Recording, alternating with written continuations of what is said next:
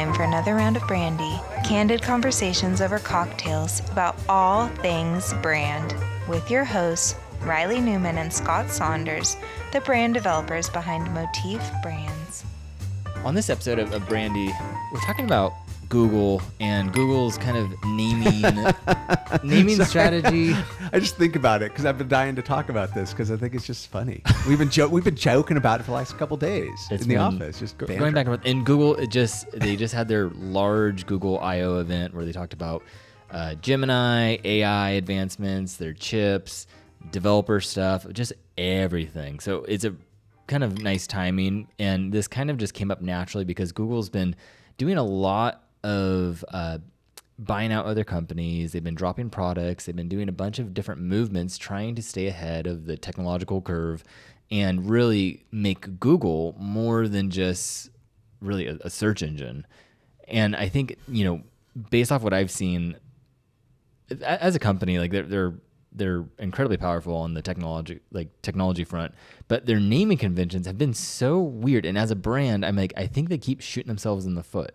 They do. And this kind of leans back a little bit into just naming convention, what to name things. And we've talked about that on a couple past podcasts, I think, and wrote a couple chapters in a book about it, about just the importance of naming and what it means for your brand. But Google is to be admired. Heck, when a brand name becomes a verb in common culture, we don't say, I'm going to search the internet on that. We say, I'll Google it. Yeah. They throw the Google name in front of everything, but then is that a good thing or a bad thing? I don't know. The latest thing is what? The Google, I forget what just dropped. It's the Google Book. Yeah, the Google Book. Which they had the Chrome Book, and that was, they partnered with someone to create, I think some company. Well, they have Chrome, which is their browser. They have the Chromebook, which is their laptop, and then they come up with now it's AI focused, and it's a Google Book, and it's just, it seems like they're just constantly... But yes, they have the G Suite. The G Suite. And the G Drive. Well, now they have Google Workplace. G Suite became Google Workplace. And then all of those, they have Drive within that. Yeah. They have Gmail, which is short for Google Mail, but no one calls it that. I think when it first launched, it was Google Mail, but now it's just Gmail. And it's been Gmail for, pretty much since day one for mass If you say Gmail, people are going to know exactly who your email Google Mail carrier is, or your platform is. And so kind of taking it back, going, okay, let's go back to the origins of Google, right? Google had a hard time entering the market because it was competing against Yahoo at the time. And Yahoo was the one page you land on. You can get your news, get your weather, you get to search from there. And then Google comes around, which is ingenious that they went, no, this is just search, right? And that's where you get the iconic just search bar in the middle of the screen. Everyone thought they were stupid for doing it, but they're like, no, we're just focusing on search. The downfall was their name.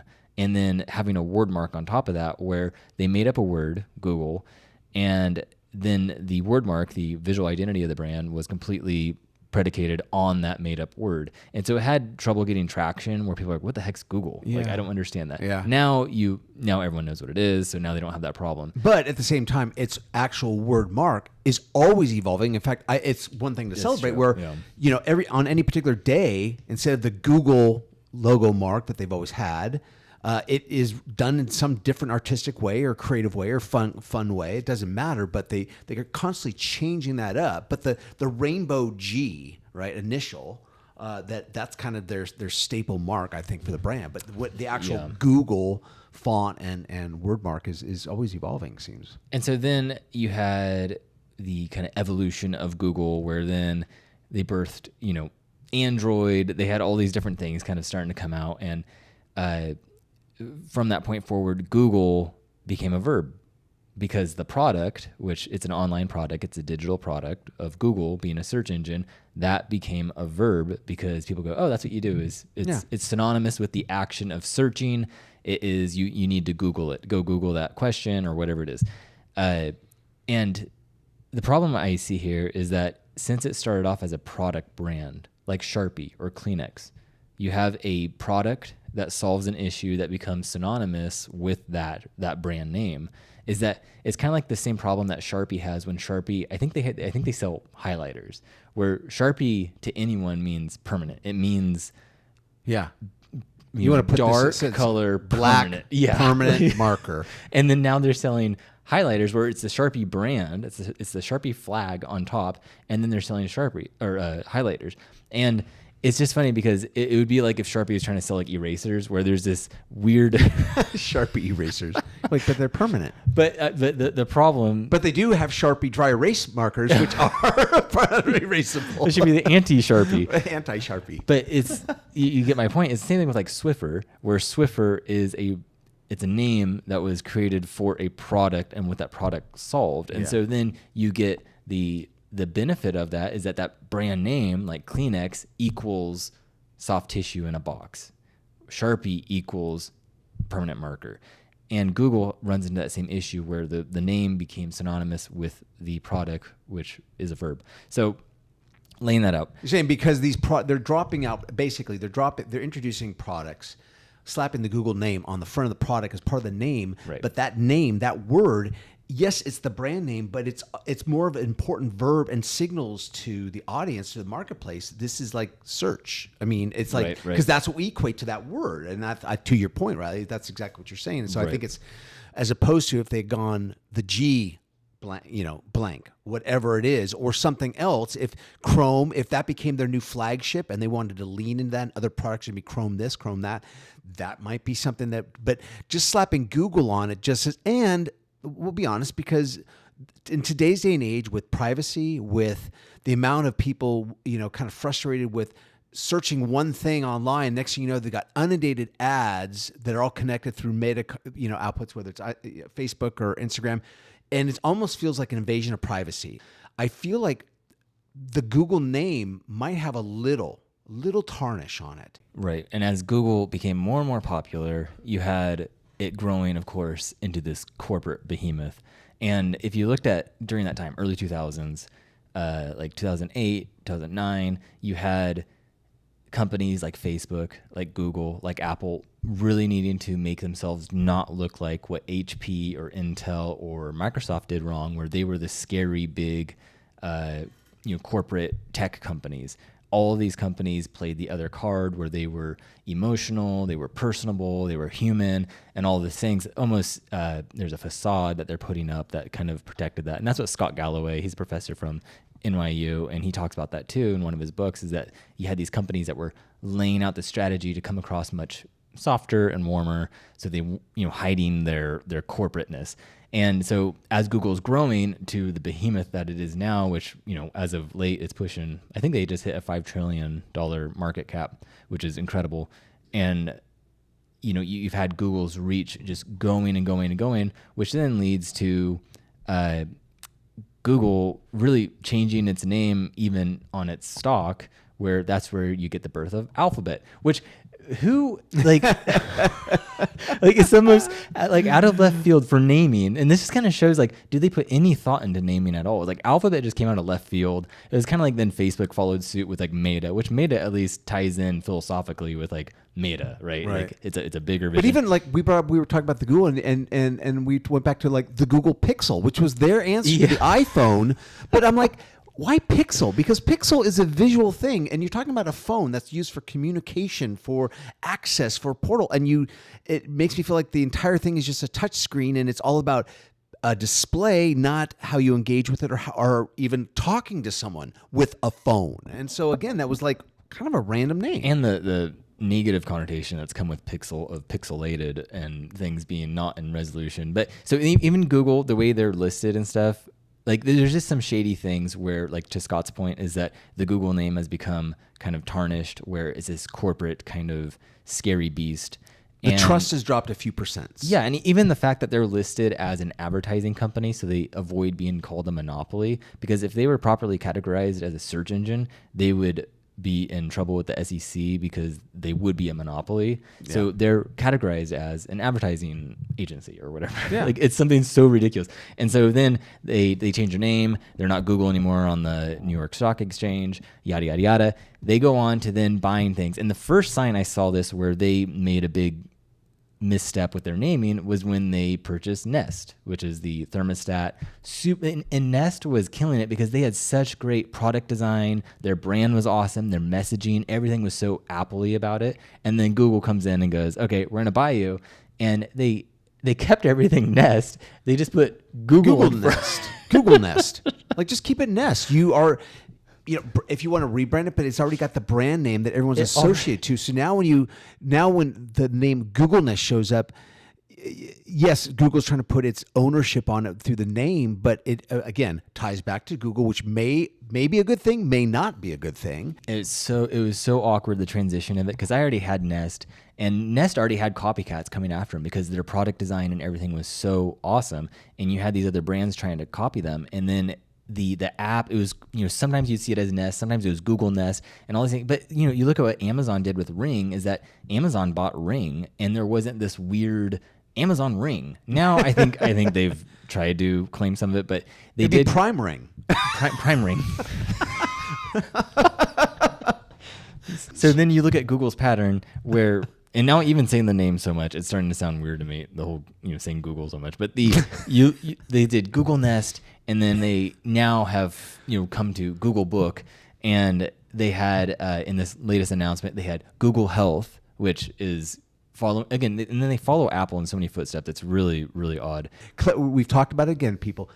Brand is all about consistency and clarity, and here Google is just mucking it up. They're clouding the waters, and it's actually it's pretty funny because it's like they do have successful products like YouTube. Thank God they haven't messed with YouTube's naming. Like YouTube alone, Google Tube. Like YouTube makes up a ton of their revenue. YouTube is massive. It is just a behemoth that really people kind of discount, but they haven't messed that up. Gmail has probably succeeded because they haven't messed it up. They haven't tried to make it Google Mail. They just left it as Gmail, and everyone uses it and loves it. What all the features too? I mean, with a Google account, because Google Docs, Sheets, right? The Google Drive, Google Suite.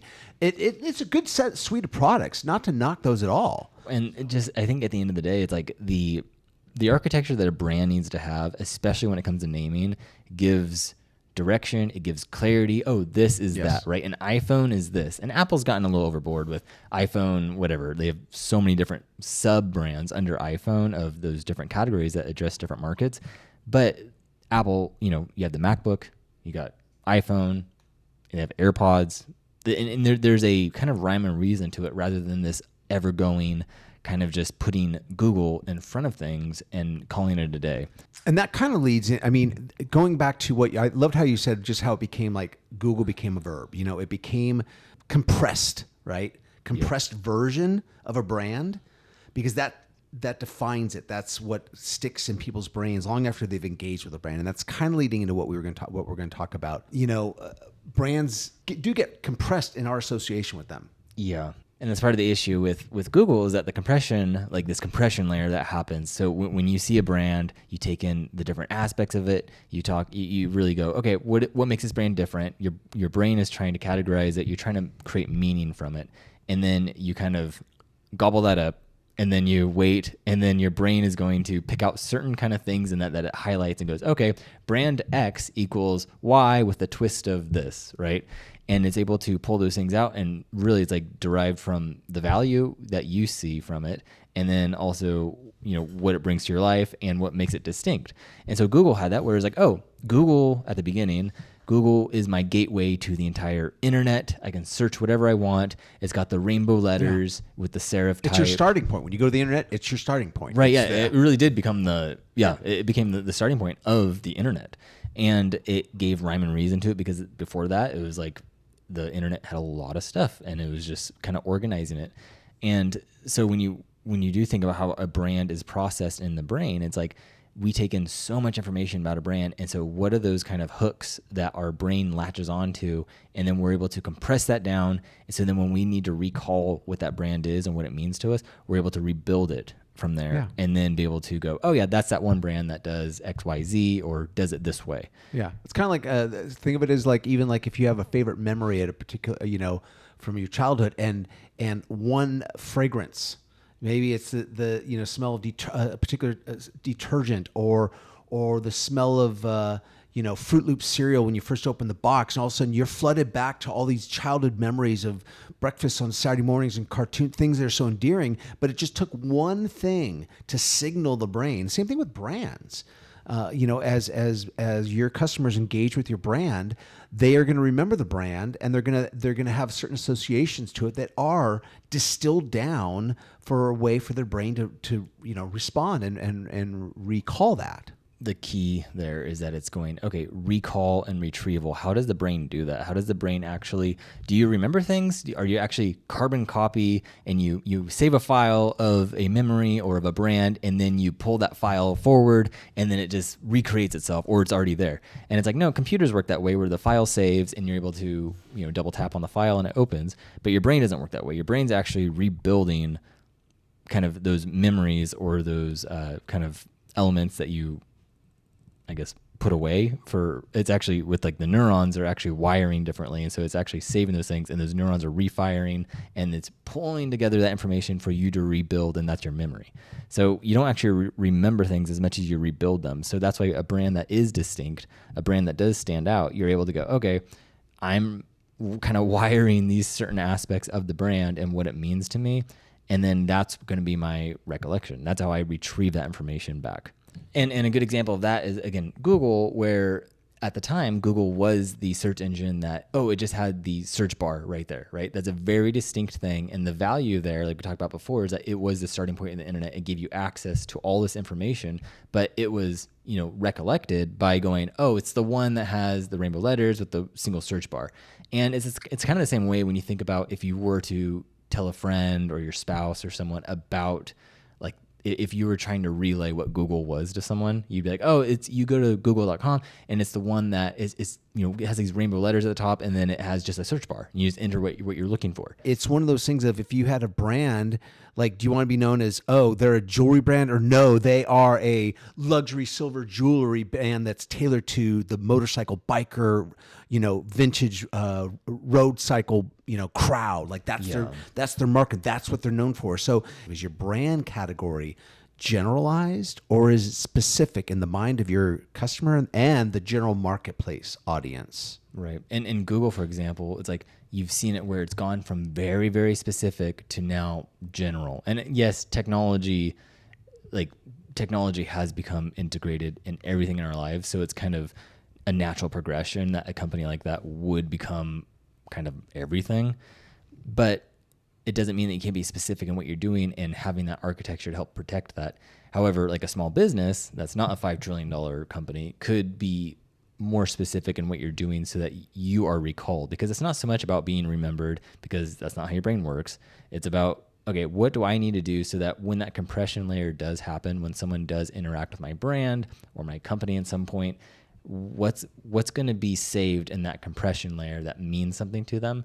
And what's the distinction factor that they're going to then go, oh yeah, that one. And then they're going to, put that away in their brain. So then when they go to tell someone about that, or search for you online, or just, word of mouth talk about you, they're able to hit those certain points and recall them and rebuild that memory so that your brand is, part of the story, or even just kind of top of mind.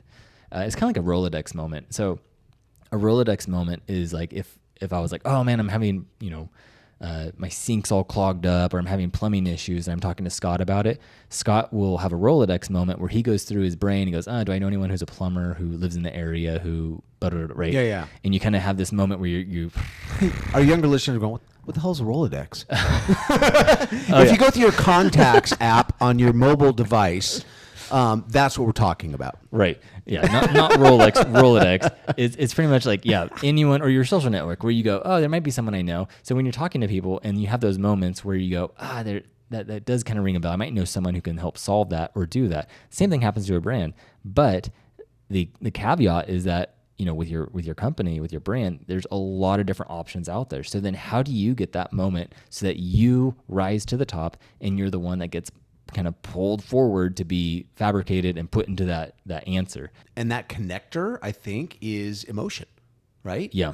Going back to that compression layer, which is really, that's the main thing, because your brand is either going to survive that or it's not. Because if you think about it like a fork in the road, once the brain starts trying to compress details, it's either going to throw it into like a general bucket of like, that's just that one consultant, or they're just like that other boutique shop, or whatever. Or they are going to put you in a different bucket where they go, no, this one's different because it meant this and it had this thing that's different about it. And so you think about even like Scott brought up like jean brands is like Levi Strauss was special because of the grommets that they were using. Yeah. And that was innovation. It set them apart. And then it had, high quality standards, all those things. And that's become part of their brand DNA. You look at True Religions or even like Mother Jeans or any brands like that where a jean company really sets themselves apart by doing something on the back pockets. They'll do special designs or something that is a signaling device that goes, oh, that's that one, oh, that jean company with the U's on the, I think it's U's on the True Religions where they put on the back pockets, or Mother has like the M's on there. And then they might tie that in with the style they use. Like a True Religion does thicker stitching, or Mother does, higher waisted pants. Or what's the name of that? They're kind of an sporting apparel company. I forget their name there. They have this little white little curvy line that they put on everything. And that's all you see is that white little curvy line. What's the name of that brand again? Oh yeah, Nike. So I think, like again, it's the idea of there's a signature thing. Like you don't remember, like if you're talking about Nike apparel, it's like it's on site. It's like the swoosh. That is, and it's a signal, and it's an emotional signal. It signals whether it be trust, high performance.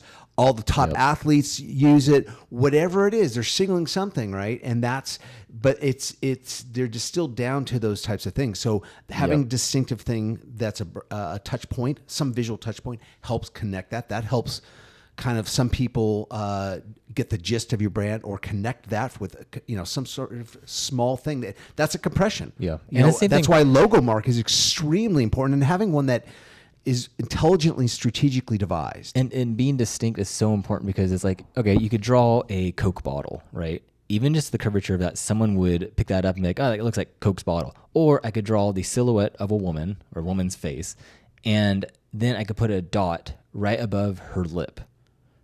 And it would most likely make people think of Marilyn Monroe. Well, it makes me think of Cindy Crawford, but I'm dating myself. But it's like there's so many things about being distinct where you have to stand out because that's the only way, again, to survive. White paper cup with a green dot.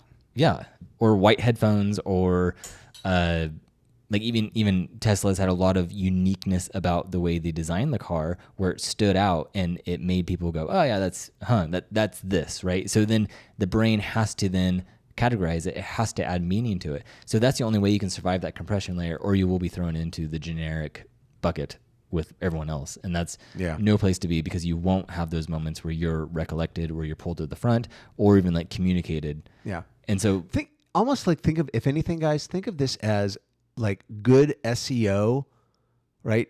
For our minds, for our heart. Think of that. But we're talking about your overall brand, and we're talking about the audience's emotional connector and their mental recollection. It can go on for miles and miles of getting into the, like Scott was saying, the emotional side of it, of these things being subjective. Is that what stands out to one person is going to be different than what it stands out to the other one.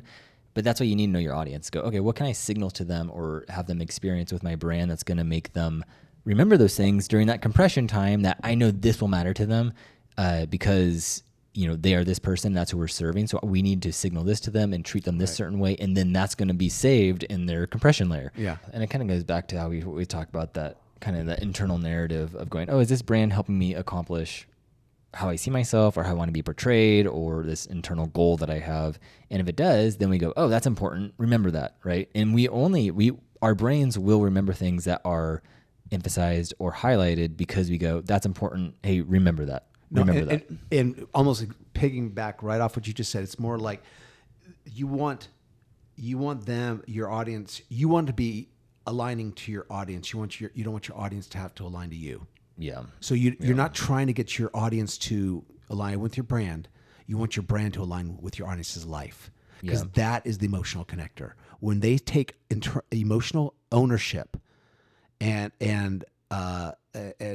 connection with your brand, whether it's a one-time or whether it's beyond that, it's a brand that if it ever comes up, they feel like that's my brand. You're trying to magnetize your brand to your audience. Yeah. And I feel like that's what even like Ford did so well with like the Bronco, the Mustang, where those two really sub-brands of the Ford brand, they aligned with different audiences that had similarities to the bigger built Ford tough. Like they had that, right? And that's more F-150, like, King Ranch or whatever they call it, that style. But the Bronco really, for the most part, I only see women driving Broncos. And again, going back to Google, is like, and one product I forgot to mention that they recently announced at the Google thing was they bought Fitbit, and now it's Google Fitbit. Again, same thing with Nest. And that's why we started this episode with Reilly brought up Google, and I started chuckling because this whole week, as we've been talking about Google, it's been kind of coming to this fun little office play where we'll talk about the name of something, but we'll throw Google in front of it. So theoretically, based off what we talked about, is like Scott brought up the emotional connection. That's important. And that's important because your brain then picks out these certain things that are going to survive in that compression layer of going, okay, Google, for example, with the whole search engine thing, it's a verb, it's how you live on the internet. Then now they're trying to really put that same name in front of everything. So that association, they're trying to make you redefine what Google means. And this is the same thing that Jaguar ran into, that Cracker Barrel ran into, where they were trying to go too far by telling their audience, no, what you thought about us was, that, we're this now.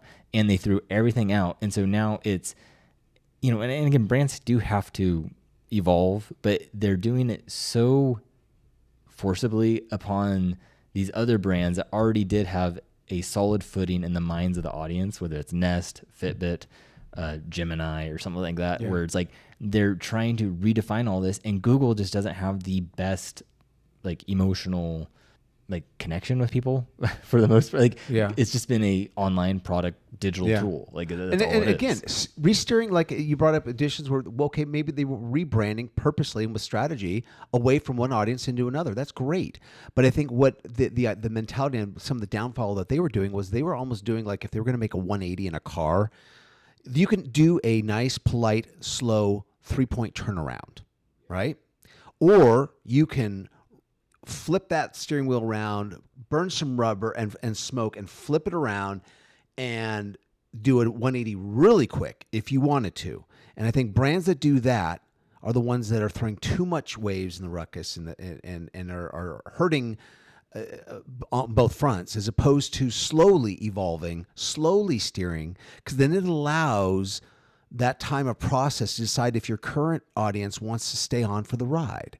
Again, what Jaguar and Cracker Barrel were doing was they were thinking that they were the magnet and they're just going to go where they want. Their audience is going to stick to them, and not realizing that the reason their audience sticks to them is because there's that emotional compression layer and association, and they ignored that. And I think all this goes to show, as we wrap up, it's like Google has amazing products, amazing technology, they're doing everything right? It's like they are incredible at what they do, but something as simple as naming is now creating confusion. I even watched their Google I/O thing, and it's almost just confusing the way they're going about it, going, okay, if I'm barely holding on to what these different things now are, or what's going on, it's like what is the average consumer who's not right? A techie nerd, someone that isn't in a brand and watching stock markets and what companies are buying, what brands are being launched and everything. And that's our world, but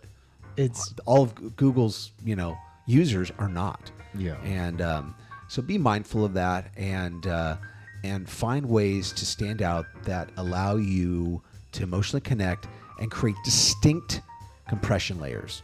Again, it's about you don't want to be generalized in the mindset and memory of your customers. Well, thank you for listening, and until next time. Yeah. Cheers.